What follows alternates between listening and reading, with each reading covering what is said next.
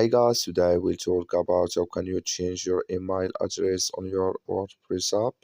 We go to figure out the solution or know how you can do that on your app.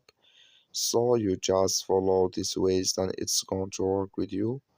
All you have to do inverse, you just go down, click here on your name down here. So then it's going to take you to your profile. It's going to show for you like this. You click here on account settings. So then you come to next step here, it's going to show for you like this. So then you click here on email address, you add here your email address, you just click on OK here. So then automatically here it's going to change with you when you add your new email address, then you click here on OK. So that's all you have to do. That's all. I wish know you I get it. Just follow these ways, then it's going to work with you. Thank you for watching. Don't forget to support us by liking, subscribe.